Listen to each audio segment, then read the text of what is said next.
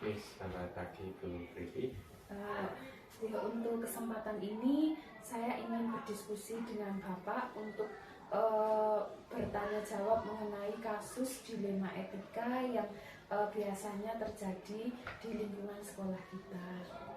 Nanti akan saya ajukan 8 pertanyaan yang terkait dengan dilema etika atau pengambilan keputusan yang bijaksana oleh pimpinan sekolah. Kemudian nanti mohon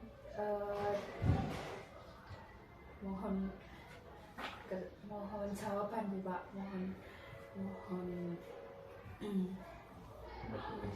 penjelasan. Selanjutnya nanti saya mohon penjelasan dari Pak Isa. Untuk yang pertama Bapak, bagaimana cara Pak Isa mengidentifikasi kasus-kasus dilema etika yang biasanya terjadi di lingkungan sekolah kita? Untuk kasus dilema etika itu biasanya yang mengemuka belum muncul sebagai dilema etika, namun pada penanganan atau penyelesaian kasus itu baru kemudian akan muncul penyelesaian yang berkeadilan, artinya bahwa tidak satu pihak saja yang harus mendapatkan, misalkan kalau bentuknya penegakan disiplin itu misalkan siswa, tidak hanya pihak siswa saja, namun setelah didalami lebih lanjut akar masalahnya, pengumpulan fakta-fakta, baru didapati bahwa ini adalah kasus dilema etika. Selanjutnya Bapak, bagaimana cara Pak Isa dalam mengambil keputusan jika menghadapi permasalahan seperti itu? Langkah-langkah yang kami ambil biasanya seperti ini. Jadi kasus ini melibatkan siapa? Misalkan yang karena ini di sekolah, ini biasanya kan kasus akademik, biasanya kasus penegakan aturan akademik yang melibatkan siswa. Pertama akan saya lihat dulu bahwa mengapa siswa ini melakukan pelanggaran-pelanggaran itu. Kemudian di situ termuncul siapa saja yang terlibat. Setelah muncul siapa saja yang terlibat, kemudian kita minta bantuan entah wali kelas atau guru mata pelajaran, utamanya kami dari tim bimbingan konseling akan mengumpulkan fakta-fakta. Baru setelah kita dalami fakta-fakta tersebut, kemudian kita akan selesaikan itu. Kita ambil dulu penyelesaiannya adalah kasusnya dulu, karena kasusnya ini misalkan tadi penegakan aturan akademik, maka kita tegakkan dulu. Misalkan karena siswa jarang masuk sekolah tanpa keterangan, berarti sering tidak masuk sekolah tanpa keterangan, sehingga siswa ini diputuskan misalkan tidak naik kelas, kita putuskan dahulu itu.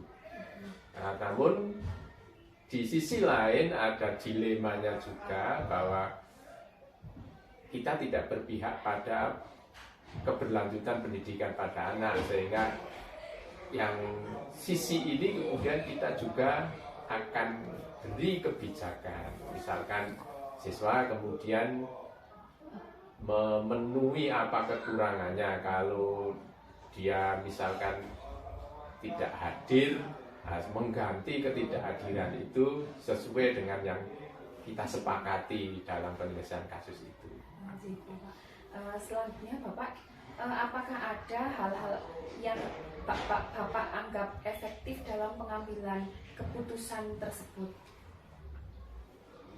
Kalau yang resep cespleng itu sebenarnya tidak ada, itu biasanya ya mengalir, jadi mengalir dari pendalaman kita, kemudian pasti bukannya kita trial and error, tapi tetap berdasarkan dengan kaidah-kaidah yang dibenarkan. Itu misalkan kita lihat pertentangannya adalah antar siswa ini dengan seluruh siswa, pertentangannya itu kita lihat, kemudian apakah ini berkeadilan atau hanya emosi saja, kemudian pertimbangan yang lain, yaitu pertimbangan yang lain tadi, satu siswa dengan kelompok siswa seperti itu. Selama Bapak mengambil kebijakan atau mengambil keputusan yang bijaksana tersebut, apakah Bapak pernah mengalami kesulitan atau tantangan begitu, Pak? Pernah juga mengalami kesulitan, itu manakala tingkat kooperasi dari yang bermasalah ini rendah, sehingga kita tidak mendapatkan fakta-fakta yang benar, sehingga ketika akan diputuskan itu ya tidak ada istilahnya ini akan memberikan rasa adil atau tidak, seperti itu. Selama ini ketika Bapak memberikan keputusan yang bijaksana tersebut, apakah Bapak mempunyai jadwal atau langsung diselesaikan pada saat ada permasalahan tersebut, Pak?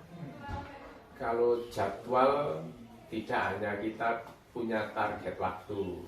Misalkan ada kasus, kemudian ketika sudah ditemukan dengan yang berkasus itu, misalkan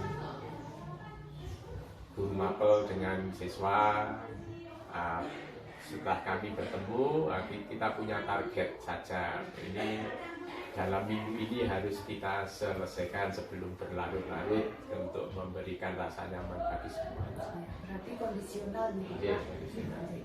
Selanjutnya Bapak, apakah ada seseorang yang mungkin bisa membantu menyelesaikan untuk Bapak mengambil keputusan tersebut, atau apakah ada faktor-faktor juga yang mempermudah Bapak dalam mengambil keputusan?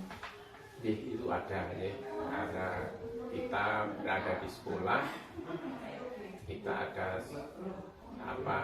bahwa seluruh warga sekolah adalah teamwork, jadi semuanya berpartisipasi dalam mempermudah penyelesaian kalau ada dilema etika ini.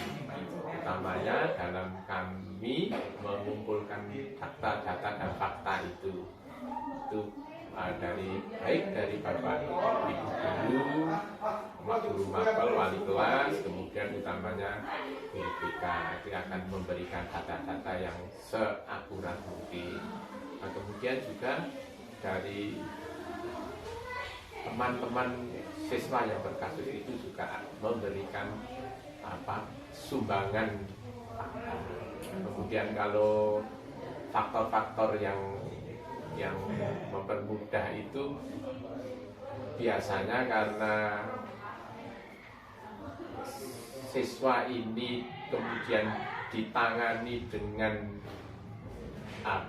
dengan mudahnya itu bahasa yang baik, kemudian dengan tata cara yang benar, mereka timbul rasa percaya pada yang akan menangani itu, sehingga siswa sendiri kemudian secara sukarela memberikan apa sebenarnya yang sedang terjadi, sehingga dan ada semangat mereka untuk memperbaiki diri, sehingga itu faktor-faktor yang memudahkan.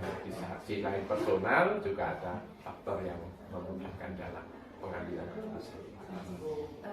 Dari semua pengalaman yang telah Bapak hadapi atau Bapak sudah terjadi, apakah ada Pak nilai yang bisa Bapak petik? Tentu banyak nilai yang dipetik, tapi yang paling mengemuka itu bahwa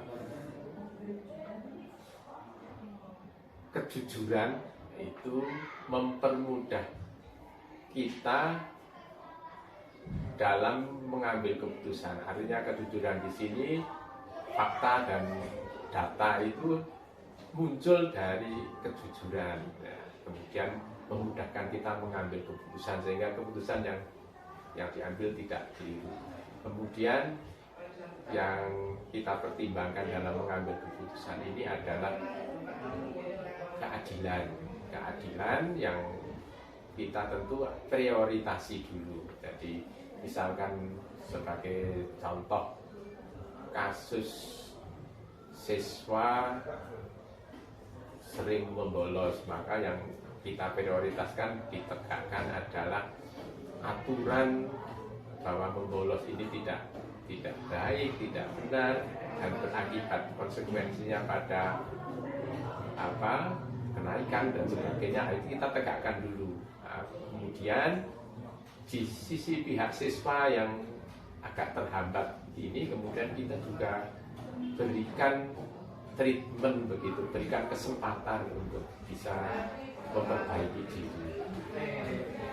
Baik Pak, ini kami rasa sudah lengkap sekali jawaban dari Bapak, penjelasan dari Pak Isa. Saya sampaikan terima kasih atas waktu dan kesempatannya Bapak. Selamat pagi, saya mohon izin dulu. Terima kasih sama-sama. Semoga keterangan ini bisa kemudian menggali lebih jauh hal-hal yang penyelesaian beberapa kasus di sekolah kita, kemudian bisa dijadikan tahap-tahapannya, bisa kita jadikan langkah-langkah di lain waktu jika ada. Terima kasih Pak Isa. Ada yang mau fokus.